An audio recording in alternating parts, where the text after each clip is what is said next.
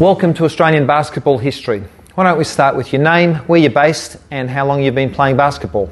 Hi, I'm Steve Lunardon, based in Balwyn now, and grew up playing in Sandringham. I'm 57 years old and been playing basketball since about the age of about 7 or 8 years old. Thanks, Steve. 9 seasons with 4 NBL teams, a total of 154 games and a championship. Perhaps you can take us back to where it all started for you. What is your earliest basketball memory? I actually started basketball by accident. I had the best friend who lived across the road from me. His name was also Steve, and he was playing in a local competition down in Sandringham, and I was significantly taller than him, even at an early age, and he walked into training one day and asked the coach whether or not he could bring me down to practice and maybe see about getting me on the team. And the coach was reluctant. He's like, "Oh, we've got enough players on the team," until he heard that I was, head and shoulders taller than anybody else he had, and all of a sudden he was very keen. So I went down to training, and he came and met my parents, and at the time living down near Sandringham, and games on a Friday night at Albert Park, my parents were a little bit reluctant because it was too far for me to travel. So he came and met, the coach came and met with my parents and asked whether or not we could do it, and I was keen, so my parents relented and said, "Yeah, okay, we can give it a try." And here we are nearly 50 years later, and I'm still running up and down a court. So it was a fortuitous situation and worked out very well for me. What about your early set of skills at Sandringham? Was there something that you started gravitating towards, something that you were particularly good at that caused you to keep coming back?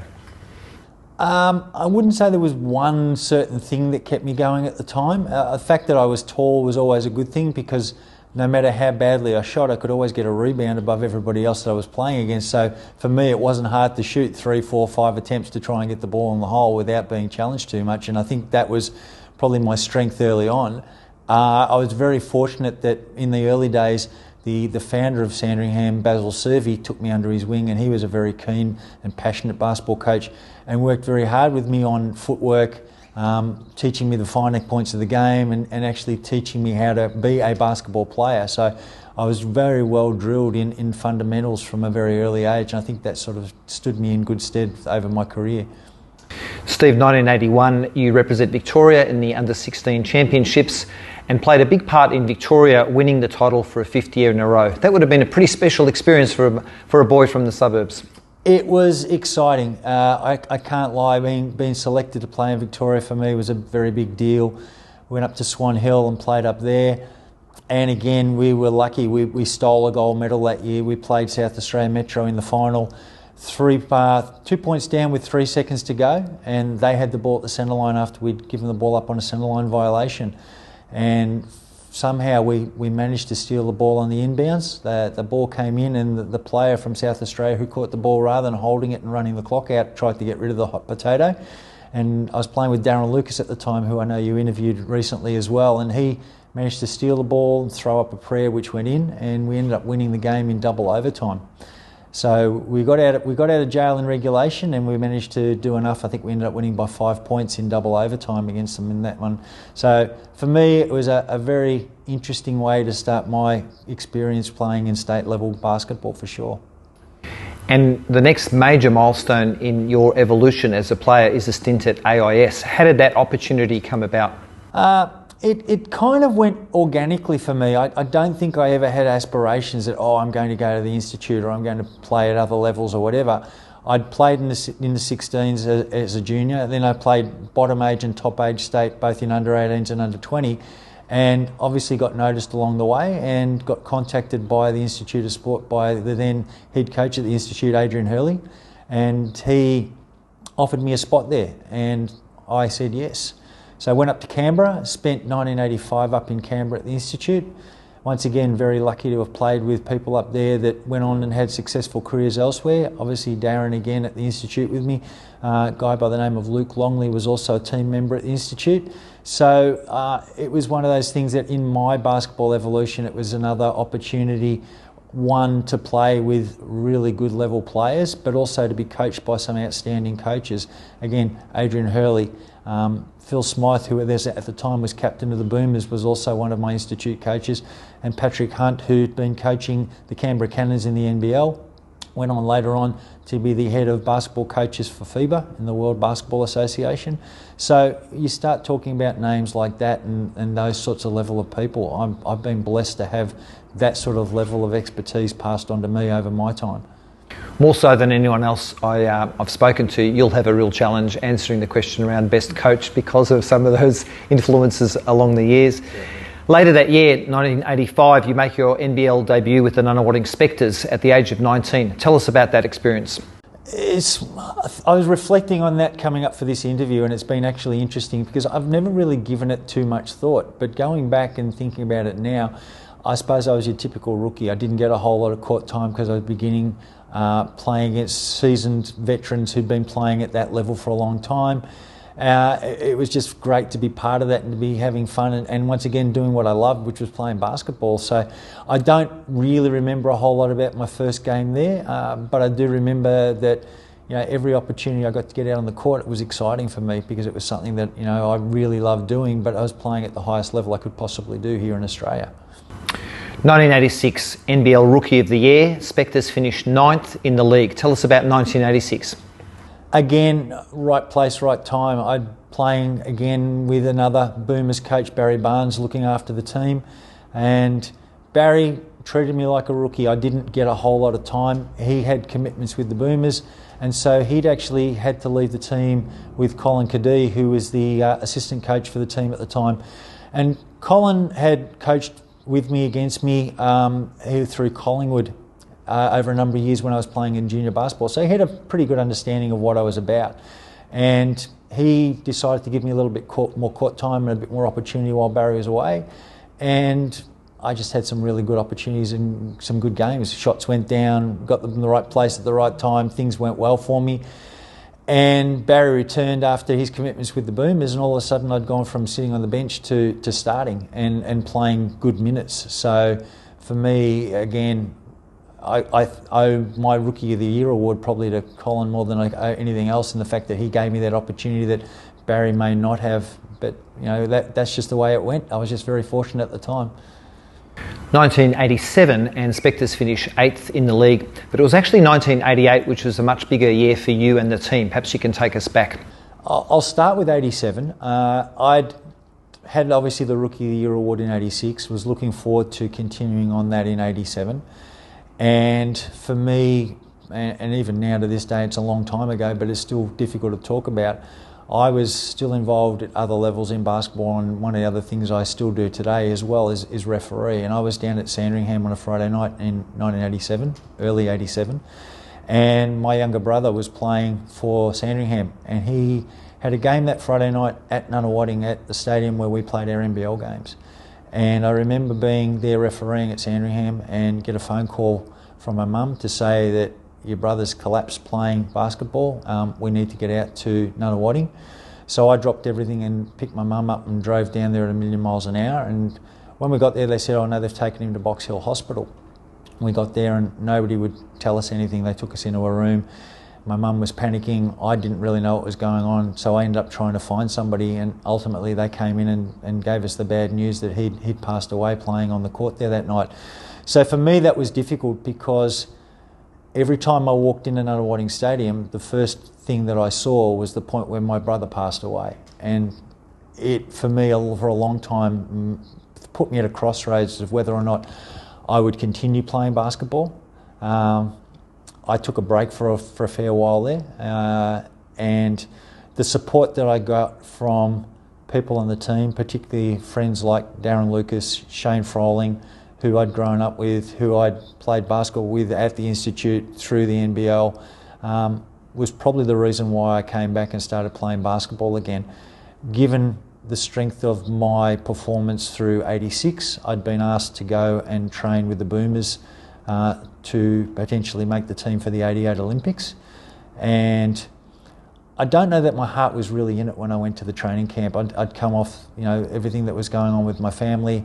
I was concerned for my parents, because obviously you'd never want to lose a child, and I think for them they really struggle with that. And so while I went along to the camp, I kind of went with mixed emotions, and I think that reflected in my performance there, and probably the reason why I didn't go any further than the first camp. on reflection, I probably shouldn't have gone into camp anyway, but I think my parents just wanted to push me to have that success and try and take my mind off things and get me to do other things. 88, again, a successful year.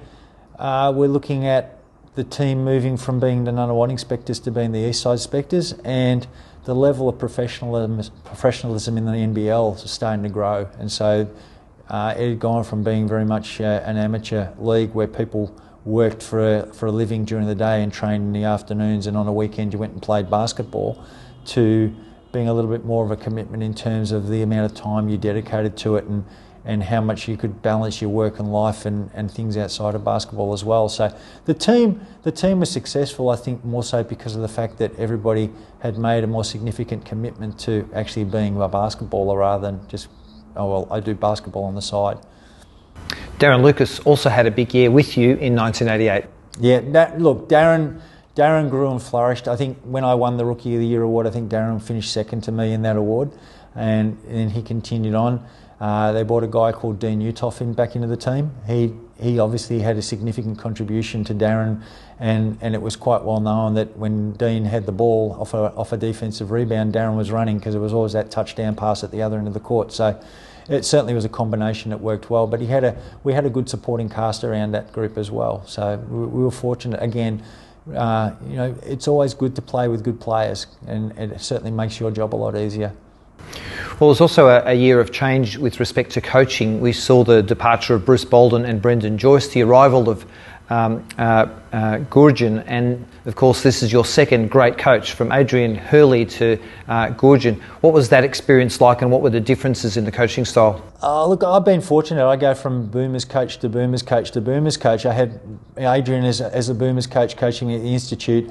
I come to Nunawading and I've got Barry Barnes, who's the Boomers coach at the time, and then I get on to Brian. Very much a different style. Barry expected a lot out of you as a player. Brian took it to another level. That's the easiest way I can explain it. Brian had a real manic approach to things. He did everything hard and fast and demanded perfection from you, and set the tone with things from day one. And so if you weren't working hard, he'd let you know. And it's interesting, I look back to how hard we worked, and a good example for me, I couldn't eat enough at home. My mum was concerned about how much I was consuming, but I was still losing weight all the time because we just sweated off so many kilos just doing everything on a day-to-day basis. And it was nothing unusual for us to go to training, and Brian would say, oh, well, we're going to go for another 30 minutes, and we'd already been going 2 hours. And 90 minutes later, we're still up and down the court. So our 2-hour training sessions would be 3.5 hours, and we were absolutely spent by the time we'd finished, because he just worked us so hard because of the level of perfection and what he demanded from us. And so Brian in that respect, I think, pushed me harder than any other coach has ever pushed me before. And I certainly respect him for it. And it's actually interesting how many of his mannerisms and traits and things have rubbed off on me as a coach.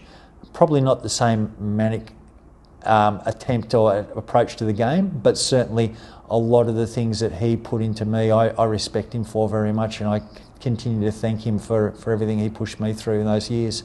We sat down with Andrew Parkinson recently, who spoke about the gruelling Brian Goorjian training sessions, and he said when he got to final series, he felt like a superhero, because if you can make it through the training sessions, you can handle the final series. Yeah. So I thought that was a really interesting way of looking at things. It was one of those things that any team that you played with that Brian coached, you knew was going to play hard, and they were going to play for 4 quarters. It wasn't the sort of team where a level of fitness would wane or you'd drop off coming into the end of the 3rd quarter, 4th quarter. You knew you had enough in the tank to get through right to the end. 1989 saw the arrival of Arne Duncan and import Ben Tower. Tell us about their contribution to the team. Arne was different. Arne wasn't your typical NBL athlete. He was a little bit slow. He was a more cerebral type, and obviously going on to his political career later on, you'd say that you could understand that. He'd gone to Harvard University, I believe, came over, and not the sort of athlete or the sort of player I would have expected to play in the NBL, but he was super smart. And again, I learned a lot from him because we would spend hours on the court at the end of our sessions, and I did a lot of stuff with him, just working on footwork and finishing and things like that. And that was why he was known as a really good player in the NBL. You know, they called him the Cobra because he was able to weave his way to the basket and finish off at the ring, and had that style about him that he was difficult to guard because of that. So, you know, that was good. Ben Tower was only with us for a short time. In fact, when Brian first took over the team, we went through a change in imports rather rapidly there for a while. We had Quentin Anderson, we had Ben Tower, Rick Sharp came into the team for a while there, so we had a number of different athletes who came through as import players, and either through injury or just not being up to the level that Brian wanted, they didn't stay around with the team for very long.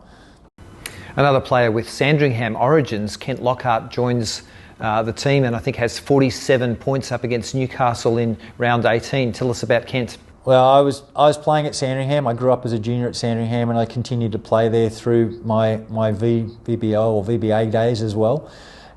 We'd recruited both Roland Brooks, who'd been playing with the Perth Wildcats, and then Kent Lockhart, who came over from the University of Texas El Paso. And Kent was a different cat. That's the best way I can describe him. He was very alternative. He was very much into his blues music, was an artist.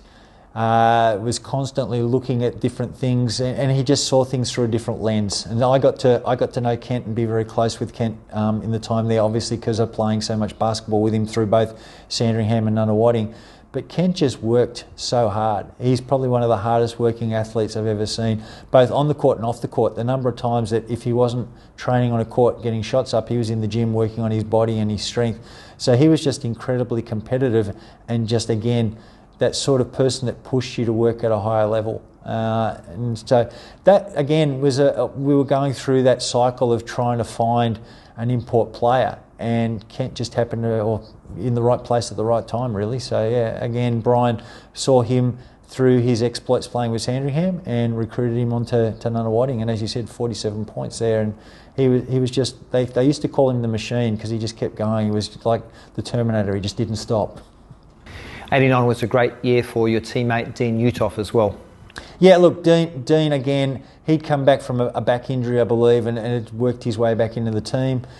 He'd played at Dandenong for a little while there, in my rookie year in particular, getting himself back to a level of fitness, and came back, and again, Brian worked really hard with him to try and establish him and get that level of fitness into him that would allow him to compete in the NBL. And obviously with his size and strength and presence on the court, he was really good at what he did. When you look back at 89 and you try and reflect on what your personal growth or learnings were, surrounded by these basketball celebrities, these iconic players, is there anything that stands out to you as, I guess, things that you incorporated in your game or your repertoire as a consequence of being surrounded with such great talent?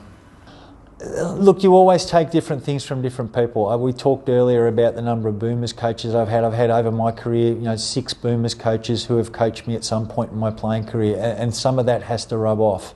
Same with playing with certain players. Some of that has to rub off when I'm there and I'm guarding the likes of Dean Uthoff, Bruce Bolden, those players, that calibre of player at practice day in, day out. Later on with my time at the Tigers and I'm guarding Mark Bradkey, David Simmons. Those people are iconic basketball people, and I've really been fortunate and blessed to say that I've either been on a court with them or having to battle with them at practice day in, day out. So it has to rub off. You learn different things from different people, and every little part of it goes to forming who you are as a basketballer as well.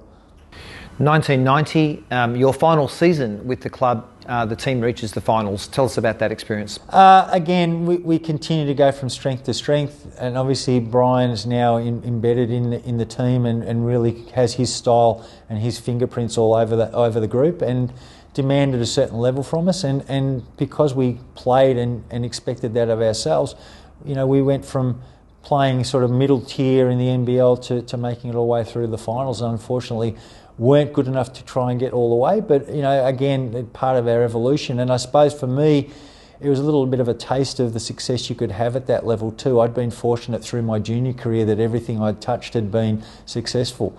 I played in 5 state teams and won 4 medals. In fact, only ever dropped 1 game playing through Vic Metro in 5 years of representative basketball there. So the whole notion of losing was kind of foreign to me playing through my juniors, and became a lot harder to sort of grasp as you played in the NBL, and that was when I sort of thought, well, you've really got to work here to earn this. And so when Brian is pushing you and getting you to sort of work at that level that he expects, that the success kind of followed. And otherwise, Brisbane Bullets were just too good on the day. Oh, like that, any time, anybody can beat anybody on any day, and that was their day, not ours.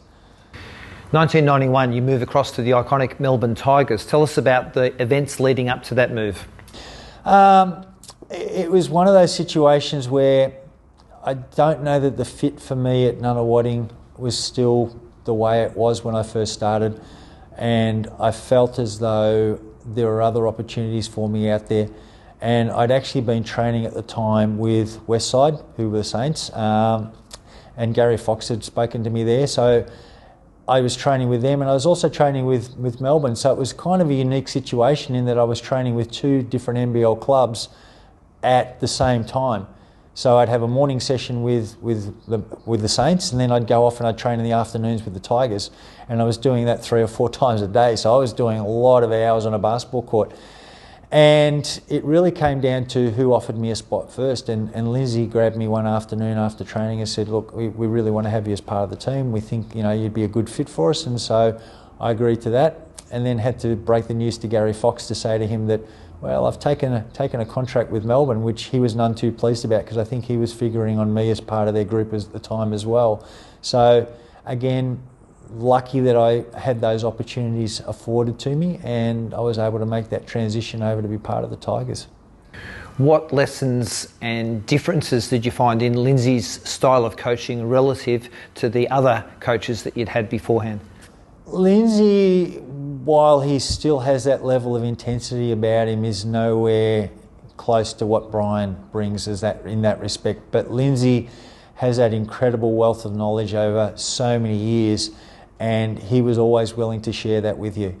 And his style was, I suppose from a coaching perspective, looked a lot more laid back, and it's like anything, you never see what goes on in the background, and the level of detail again that Lindsay would demand from his players. But Lindsay was very much on rote learning. We would go to practice and we would go over and over and over and over the offence so many times, to the point where you had to know what you were doing inside and out, just because you'd performed that repetition so many times. So when it got to game time, everybody would see Lindsay sitting there with his arms folded and his legs crossed, thinking, oh, he's looking pretty relaxed. But he'd done all the work before. You see the final performance, but you didn't see all the work that was put in to get to that point. And so, two different styles. Brian was very much more instructional and to the point when he was out there coaching, and it's very much in the moment, where Lindsay kind of looked at it and said, well, we've done the preparation. If you're not ready by now, well, then you're just not ready. And so two very different styles, but both very good at what they did. Did you feel a better fit for you with Tigers than you felt with Spectres? And if yes, why? I suppose, look, Melbourne Tigers have always been known as a family club, and I felt much more of that family connection. I've been very strong with my family and my family connection over years. And so for me, it felt right. It felt more like a family environment to me, and rather than just that professional basketball thing. And for me, that's what suited me at the time. What was it like playing with Andrew Gaze?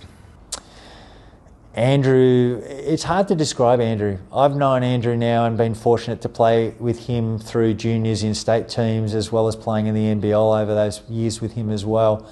And he's just such a unique player. I mean, he grew up with a 9-court basketball stadium as his backyard, and obviously when you're in that environment and you have a ball in your hands from the first time that you can walk, essentially, great things are going to happen. And Andrew was just an amazing player. He's not the sort of player that you would pick as an outstanding athlete, but he's 6'7", he's got good length, he could shoot the eye out of a needle. He's just a really good all-round player in terms of that. Might not have been the quickest and the best defensive player, but made up for it in so many other ways in terms of his basketball IQ, his camaraderie, the fact that he would bring you in and be prepared to say things to you, but you knew it was never mean, it was never pointed at you, it was because he wanted the best for the team and he wanted to make you better as well. And so it was, for me, playing with him was a real privilege. How would you describe Leonard Copeland's style of play, and what was he like as a teammate? Again, I love Lunard, and it was interesting going from Dave Simmons and Dave Colbert to Dave Simmons and Lunard Copeland. Again, different style of player, but just an outstanding athlete. I still remember the early days of playing with him, and we just started in the NBL with the Blitz, the pre-season tournament, and we played at the Glass House in the city, and a game against Brisbane. And I can remember Andrew throwing the iconic alley-oop pass to Lunard, who leapt up in the air and put it on the back of the ring, and I think the ball landed about the centre line. And Lunard had jumped from nearly the free throw line to go and get it, and I still remember him saying, "I jumped from too close." And we're all looking at him like, "What are you talking about? You're nearly back on the three-point line, the free throw line, jumping to try and get these alley-oops." So he was incredibly confident. To this day, he still talks a good game. He might not be as competent now just because age gets everybody. Father Time, still continues to win, but just incredibly supremely confident athlete, and could back it up and worked really hard to do so. And again, just an outstanding teammate and a great human being. Who else was part of the team that you enjoyed playing with? Well, it's kind of like the who's who when you look at that team. If you ever go to a Melbourne United game, you've got most of the team with their names hanging in the rafters. You look at the likes of Mark Bradkey, David Simmons, Andrew Gaze, obviously, Ray Gordon, Warwick Giddy, Robert Sibley. The list goes on and on and on. It's like just an outstanding group of people, and again, I'm very fortunate that my name is associated with that level and calibre of player. After a decade-long journey for Lindsay Gaze, you marched towards the 1993 championship. Take us back. My role with the Tigers at that time wasn't as significant. They'd obviously brought in Mark Bradkey, and he was an outstanding player, and I think the missing piece in that puzzle to try and get us to that championship level. We'd played incredibly well, started off slowly, and I think a lot of people thought that maybe it wasn't going to be the fit that they thought it was, and then we got on a roll and we started to do things. We'd ended up losing the 92 championship to the Magic the year before, and I think Mark was the difference in us getting to the 93 championship, and then obviously taking it to 3 games. The game in Perth that nobody thought we were ever going to win, because Perth was the fortress. The Tigers had never won a game in Perth, I don't believe, until that game 3 over there. And so for us to be able to win that championship in Perth in the 3rd game was a moment that I don't think anyone will ever forget. Can you recall your best personal performance at Tigers, or otherwise a great story? I don't know that I could ever recall a great, performance. I think for me, a lot of different performances, and how you class great, whether it's points, rebounds, whether you can make contributions. I mean, I think that I was able to say that I made contributions in many different varied ways, so no one performance sticks out in my mind in terms of that.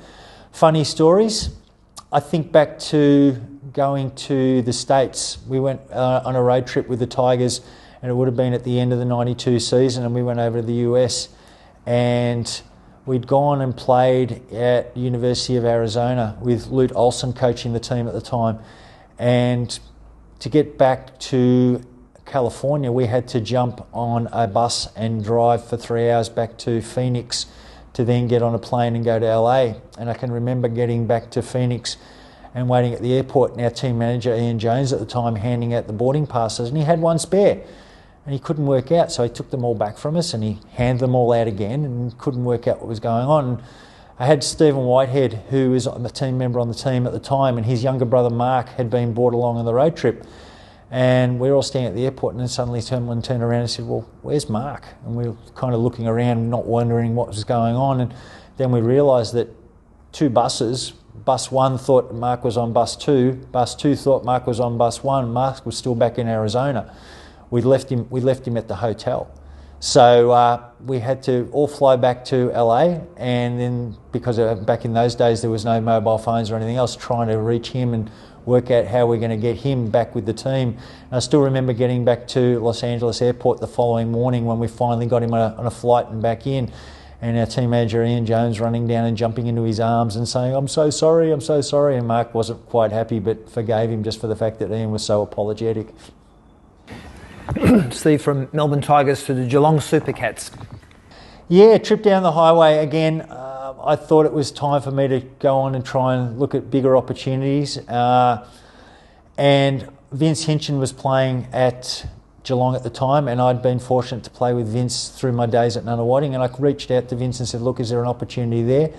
And he had a conversation with the coach, who was Jim Calvin at the time, and they took me down there and I tried out, and Jim agreed that there would be a spot for me on the team. And again, it was an interesting time. I was still living in Melbourne and I was commuting down to Geelong every day, so I was running in the car and doing probably about 1,000 kilometres a week up and down the highway to get down to Geelong for practice and games on the weekend. And it was kind of at the point where I was heading towards the end of my NBL sojourn, but for me it was still something that I loved to do, and I wanted to keep playing at that level for as long as I could.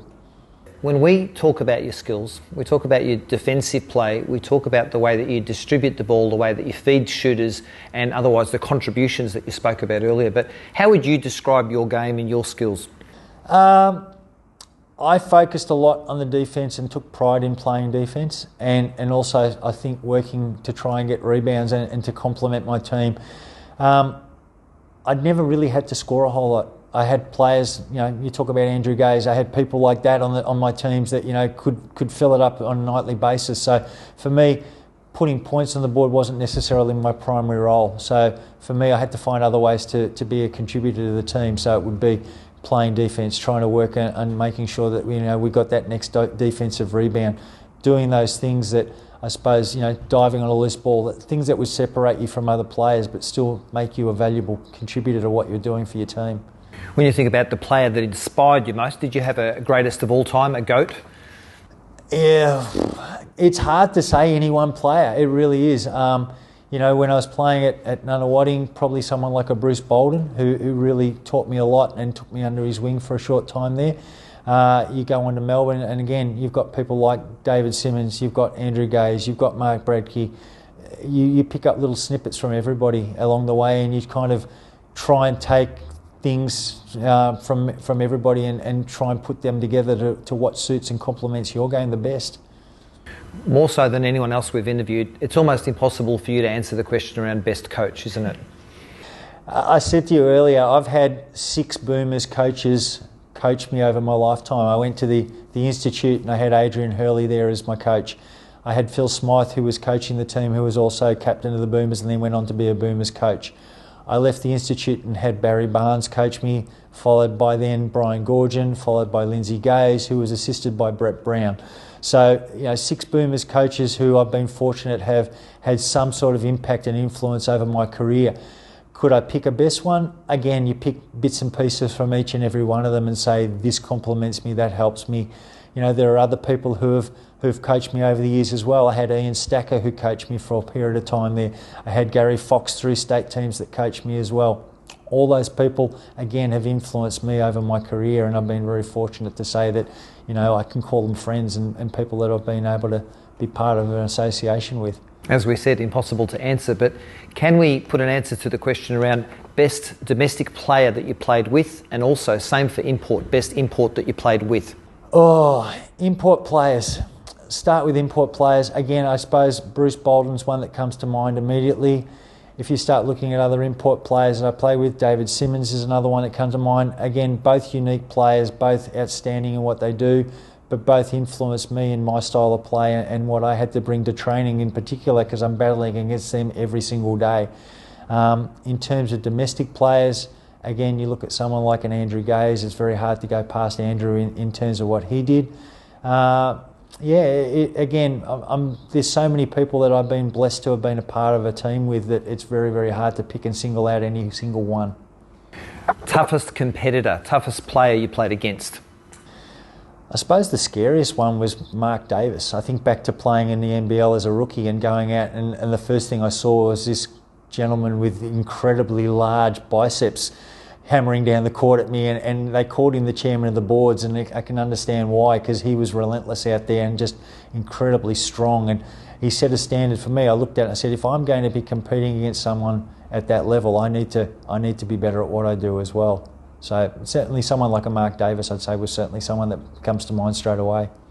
Let's move on to Masters basketball. We sat down with Parky, as I mentioned earlier, and described Masters basketball as a sport that looks like basketball, only slower.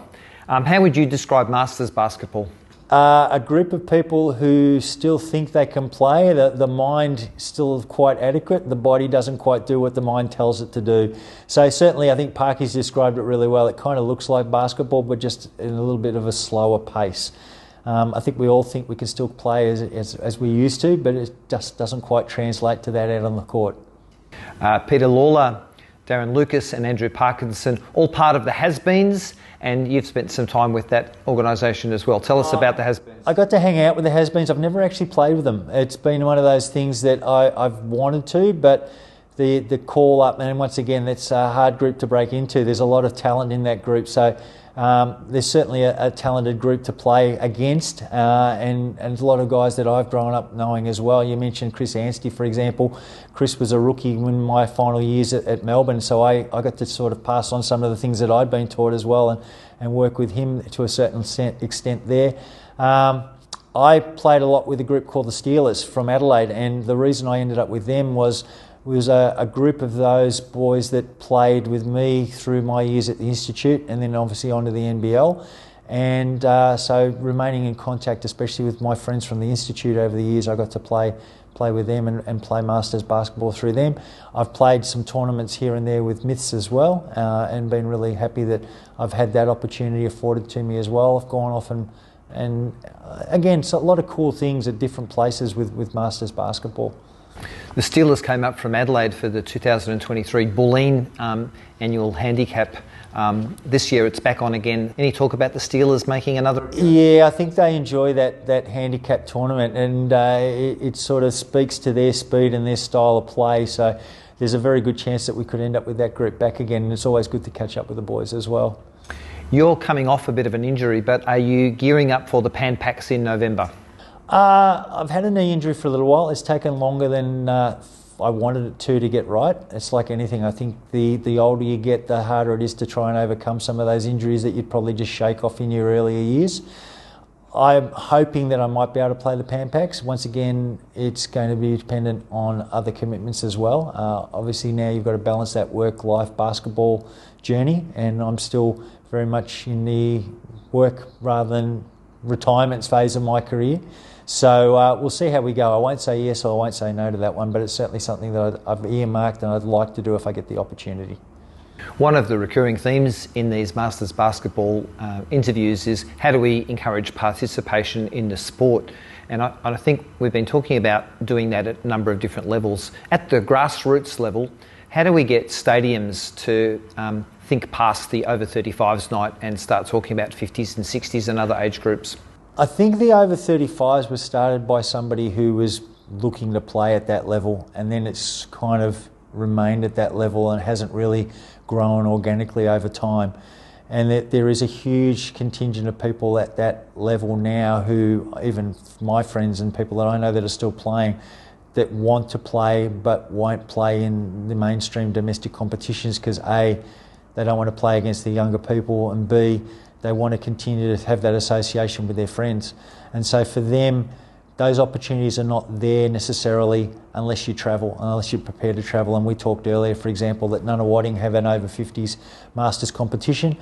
I think that there should be more associations that should certainly look to it, but there's always that emphasis on the junior basketball, and the senior stuff tends to sort of be tacked on at the end as almost an afterthought. And certainly from a Masters perspective, I think it's been a huge afterthought for a long period of time, and something that the discussion needs to be opened up about far more than what it has been. In addition to the work that we've got to do at the grassroots level, we need support from Basketball Australia and the state bodies. So what would you like to see at that level of the game? I think, like anything, you look, and tennis is a great example. I happened to do a basketball clinic down in Torquay last year and ran into a gentleman by the name of Mark Philippoussis, whose son was there at the clinic. And I got talking to Mark, and he was telling me how he's still travelling the circuit doing some of the Masters tournaments, and I thought, that's really cool that you can go through and you can play all those years at that level and then continue to sort of travel and do the circuit and play at a Masters level and it's still considered to be something that's quite significant, where we don't really have those opportunities even here in I suppose, a national type competition. And if we could do something along those lines and maybe do a state-by-state Masters competition and then bring it into a tournament-style play and bring your winners from each state together to sort of have a playoff and maybe a Final Four, and however which you would want to frame it, I think that would be a great thing to look at. It's just a case of finding people who would be prepared to organise it, and certainly tacking it on. I mean, you could even, I suppose, approach someone like the NBL and say, would a Masters type style tournament through the NBL be something that they would consider looking at and maybe having as a sub to whatever they're doing with the NBL itself? I mean, you have the NBL 1 tournament, the NBL 1 competition that's on. Why couldn't you have an NBL Masters as well? Yeah, we've spoken to a number of people about the opportunity to structure an NBL, but in the lead up to that, we'd be delighted just to have a National Masters Basketball Week, and leverage the associations, leverage the state bodies, leverage the players that are all registered in Play HQ, and just put on an event that's pure basketball. And we've seen this happen in other countries for the age groups that we play in. Sure, I think that would be a terrific opportunity. Finding the people willing to organise it, and it's like anything, it's always easy to get people to turn up to play. Getting people to do all the grunt work in the background and try and get to organise it and do all the administrative stuff is the difficult part. And I think once you get that done the first time and there's a bit of a blueprint for it, it becomes easier. But it's someone willing to do it for the first time is always the hard part. There's a wonderful Aussie saying that doesn't get used very often, and it talks to when someone experiences very good fortune, very good luck. And the saying is, you've been shot in the arse with a rainbow. And when I think about what you do when you're not playing basketball, you really have been shot in the arse with a rainbow, because you're a very busy person. However, you get to spend all of your time on basketball courts and otherwise in sporting environments. Tell us about what you do when you're not playing. I spend more time on a basketball court without actually running up and down and shooting a ball myself than I think a lot of other people would like to. I'm currently Director of Coaching for Camberwell Dragons, and I look after their 12s, 14s and 16s boys program, so there's 24 teams that I look after there. I also work with Melbourne United and have part of head up their academy. And so, again, there's several mornings a week where I'm out on a court in the early hours of the morning running around with a number of junior athletes, trying to help them develop their game and look at developing a genuine pathway for them through to the NBL, through Melbourne United and their brand. So I'm doing a lot of work there. And in my professional life, I'm a teacher. And so, again, doing a lot of things there. I'm a Director of Primary Sport at a private school here in Melbourne. And very fortunate to, again, be involved with sport and more sport, but particularly basketball. And when I'm not doing all that stuff, I get to do occasionally some individuals here and there for certain people as well, to try and develop people with their basketball skills and pass on some of the stuff that I've been fortunate to learn over my career as well. What's the plan, Steve? How long do you intend to keep working and playing basketball? For as long as I can. Basketball's always been a passion, and for me it's my happy place. I get out on the court and I don't have to think about answering phone calls, the emails, what I've got to do after school, the people I have to go and pick up. For me, I just get out on the court and I do what I've done for so many years, and I can just get out and enjoy myself and love what I'm doing. So for me to play is going to be for as long as I can. The coaching, again, for as long as I can, because I'm really passionate about passing that knowledge and expertise on that I've been fortunate to have passed on to me. And I think it would be sort of the wrong thing to do not to be able to pass that stuff on to people. So I really enjoy the fact of getting that next generation of athlete coming through who want to be sponges and who want to learn and want to have that ability to go on and enjoy and love the game the way I have over a very, very long period of time. Well, just because you've got an injury hasn't stopped you making a contribution to the game. We hope for your speedy recovery. We hope to see you at the Bulleen Annual Masters and at the Pan Pacs. And otherwise, just wanted to say thanks for your contribution to the game, to Masters basketball, to the youth that you coach, and otherwise the sport that is basketball in Australia. Thanks heaps, Steve. Thank you very much, and thank you for the opportunity to tell my story. Cheers. Thanks.